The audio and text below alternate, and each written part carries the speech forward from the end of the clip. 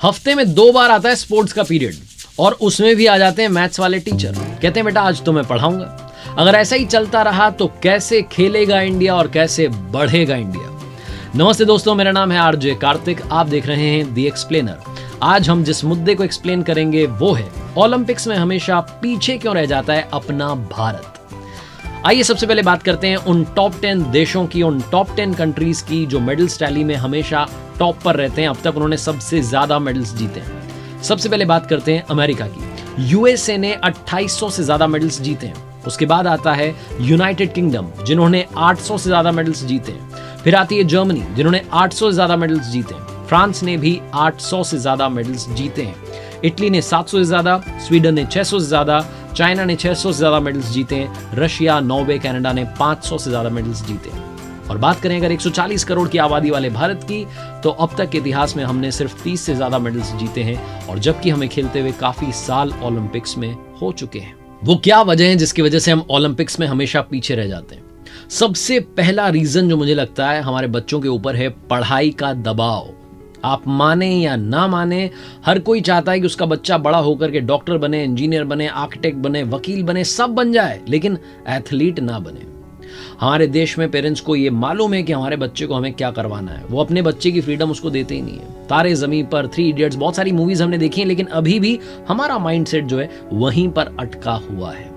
इस बात का अंदाजा लगाइएगा आप कि हमारे देश के बजट की बात करते हैं तो एजुकेशन वाला जो बजट है वो 50,000 करोड़ रुपए से ज्यादा का है, और स्पोर्ट्स का जो बजट है वो लगभग 2,500 करोड़ है इस साल का।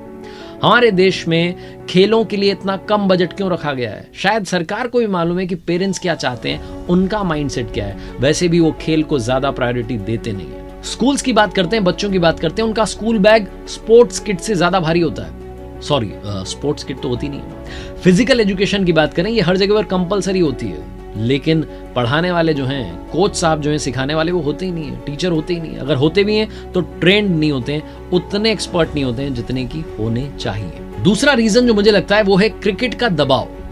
हमारे देश में अगर मैं आपसे पूछूं टॉप 10 क्रिकेटर्स के नाम बताइए, आप फटाफट बता देंगे। लेकिन मैं आपसे पूछूं कि हमारे देश के टॉप 10 एथलीट्स के नाम बताइए, आप सक पका जाएंगे।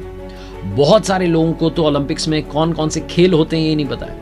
कमलप्रीत कौर जब डिस्कस थ्रो में पहुंची फाइनल में, तब जाकर के लोगों ने टीवी पर देखा कि ओहो, ऐसा भी कोई खेल होता है, इस तरीके से खेलते हैं, ऐसे ऐसे होता है। जानकारी खेलों के लिए बहुत कम है। जो पेरेंट्स अपने बच्चों को आगे बढ़ाना चाहते हैं, वो चाहते हैं कि खेल में बच्चा आगे बढ़े भी, तो वो खेल जो है उसका नाम क्रिकेट हो। वो अपने बच्चों को क्रिकेटर बनाना चाहते हैं, क्योंकि उन्हें लगता है कि बाकी के खेल में जो एथलीट्स हैं उनको उतना सम्मान नहीं मिलता है।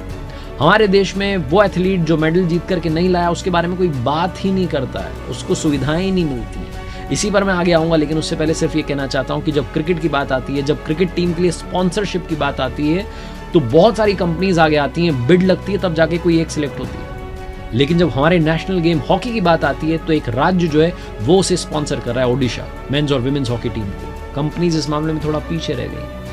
बहुत सारी कंपनीज को लगता है कि ये गेम्स इतने पॉपुलर नहीं है, तो क्यों अपना पैसा वहां वेस्ट किया जाए, इसीलिए शायद वो स्पॉन्सरशिप के लिए आगे नहीं आती, और बहुत सारे खेल आगे बढ़ने से, बहुत सारे खिलाड़ी आगे बढ़ने से रह जाते हैं। क्रिकेट की इस आंधी में, इस तूफान में, इस चकाचौंध में छोटे छोटे खेल सिमट के रह जाते हैं। एक और सबसे बड़ी वजह है वो है सुविधाओं का अभाव। हमारे देश में अगर कोई एथलीट बनना भी चाहे तो उसे मालूम है कि उसे वो सुविधाएं नहीं मिलेंगी जो मिलनी चाहिए। हमारे देश में आप जितने भी मेडलिस्ट को ले लीजिए, बड़े एथलीट्स को ले लीजिए, उनकी यात्रा को आप शुरू से देखना शुरू कीजिए, पढ़ना शुरू कीजिए, भर भर के स्ट्रगल मिलेगा। उन्होंने उस सुविधाओं के अभाव में भी कमाल किया है, ये उनकी काबिलियत है। वरना तो आपको ही मालूम है कि हमारे यहाँ पर अभी भी सुविधाओं का अभाव है। जैसा कि मैंने बताया, स्पोर्ट्स बजट काफी कम है। जब इतना कम बजट होगा तो फिर कैसी सुविधाएं होंगी, ये भी आप समझ सकते हैं। अमेरिका क्यों आगे है? क्योंकि पहली बात तो वो रिच हैं, बहुत पैसा खर्च करते हैं, स्पोर्ट्स में बहुत पैसा खर्च करते हैं, और शायद इसीलिए वो हर मामले में ओलंपिक्स में आगे निकल जाते हैं। तकरीबन 3000 मेडल्स उनके नाम हो जाएंगे बहुत जल्द, जिस स्पीड से वो लोग मेडल्स जीत रहे हैं। आप सोच रहे होंगे अमेरिका की क्यों बात कर रहा हूँ, पाकिस्तान की तो बात करने से रहे, जहां के बहुत कम खिलाड़ी वहां पहुंचते हैं, उनकी बात नहीं करते, अमेरिका की बात करते हैं। उनके बारे में जब थोड़ा रिसर्च कर रहा था तो मुझे NCAA के बारे में मालूम चला, national collegiate athletics association. NCAA हर साल इंटर कॉलेज स्पोर्ट्स कंपटीशन करवाता है, जिसमें बड़े से लेकर के छोटा तक हर कॉलेज जो है पार्टिसिपेट करता है। और NCAA के बारे में जब मैंने मालूम किया तो वो एथलीट्स को स्कॉलरशिप देते हैं, फुल टाइम ट्यूशन वेवर देते हैं, पार्ट टाइम ट्यूशन वेवर देते हैं, स्टाइपेंड देते हैं। इस तरीके से जो एजुकेशन है वो फ्री हो जाती है, उसका लोड जो है माइंड में नहीं होता है, सिर्फ और सिर्फ खेलों पर फोकस करते हैं वहाँ के बच्चे। 12-13 साल के बच्चे भी मोटिवेटेड होते हैं स्पोर्ट्स में जाने के लिए। सोशल एक्सेप्टेंस भी उन्हें मिलती है, सोसाइटी भी कहती है कमाल करके दिखा दिया। यूनिवर्सिटी एडमिनिस्ट्रेशन हो, स्टूडेंट्स हो, उनके पेरेंट्स हो, हर कोई प्राइड फील करता है जब बच्चा मेडल जीत करके लाता है अमेरिका में। इसीलिए वो जो कल्चर है वहाँ डेवलप हुआ है, सुविधाएं वहाँ डेवलप हुई हैं, सारा कमाल जो है वो उस लेवल से शुरू होता है जिसे हम स्कूल लेवल कहते हैं, कॉलेज लेवल कहते हैं। वहीं से सारा चेंज आता है जिसकी अभी भी भारत में बहुत ज्यादा कमी है। एक और बड़ा रीजन है आपस में भेदभाव। हमारे यहाँ पर दंगल का एक डायलॉग है जो कि बड़ा फेमस हो गया है, मारी छोरियां छोरों से कम है के। और ये जो डायलॉग है इसको हर बार यूज किया जा रहा है। मैं एक बात कहना चाहता हूं, ना तो छोरियां छोरों से कम हैं ना ज्यादा हैं, छोरियां छोरों के बराबर हैं। ये छोटी सी बात अगर इधर फिट हो गई तो देश में सब कुछ बदल जाएगा। देश बदलने से पहले, ओलंपिक्स में अपना जो परफॉर्मेंस है उसे बदलने से पहले हमें अपनी सोच को बदलना होगा, इसका डेवलपमेंट करना होगा। ये बहुत ज्यादा जरूरी है। हमारे देश में लगभग 71 करोड़ पुरुष हैं, 66 करोड़ महिलाएं हैं। अगर महिलाओं को आगे आने का मौका दिया जाए, लड़कियों को खेल में लाया जाए, उन्हें मोटिवेट किया जाए, इंस्पायर किया जाए, तो वो भी कमाल कर सकती हैं। भारत की फॉर्मर एथलीट PT उषा जी से पूछा गया एक इंटरव्यू में कि क्यों हम चाइना के हिसाब से परफॉर्म नहीं करते, क्यों हम अमेरिका के हिसाब से परफॉर्म नहीं करते, क्यों हम उस लेवल का परफॉर्म नहीं करते। चाइना वाले बहुत मेडल जीतते हैं, अमेरिका वाले बहुत मेडल जीतते हैं, भारत पीछे क्यों है। PT उषा कहती हैं कि पिछले 20 साल से सवाल मैं खुद से भी पूछ रही हूँ और मेरे पेरेंट्स कहते हैं कि सच बोलो, लेकिन मैं कड़वा सच बोलना नहीं चाहती, मैं चुप रहना चाहती हूँ। उनकी जो खामोशी है ये भी काफी कुछ कह जाती है। पढ़ाई का दबाव, क्रिकेट का प्रभाव, सुविधाओं का अभाव और आपस में भेदभाव, ये वो रीजन है जिनके बारे में हमने बात की। लेकिन खाने में चाव ये भी तो है। हमारी फूड हैबिट्स इतनी खराब हैं, उनके बारे में तो क्या कहना।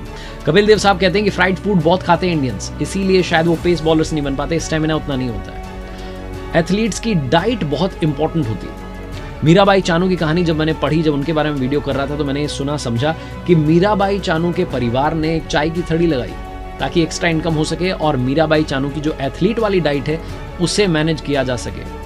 कितने सारे बच्चे बच्चियां होंगे जो एथलीट बनना चाहते होंगे लेकिन डाइट के अभाव में वो रह जाते होंगे। हमारे देश में सवाल बहुत सारे हैं, उनका जवाब सिर्फ ये है कि क्या बदला जा सकता है।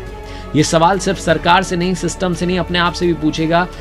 पेरेंट होने के नाते भी अपने आप से पूछेगा, भाई होने के नाते भी अपने आप से पूछेगा कि क्या अपने भाई को, बहन को, क्या मम्मी पापा अपने बच्चों को स्पोर्ट्स में भेजना चाहते हैं। ये बहुत बड़ा सवाल है जो बार बार पूछते रहिएगा, क्योंकि यही सवाल, इसी का जवाब सिस्टम को बदलने पर मजबूर करेगा।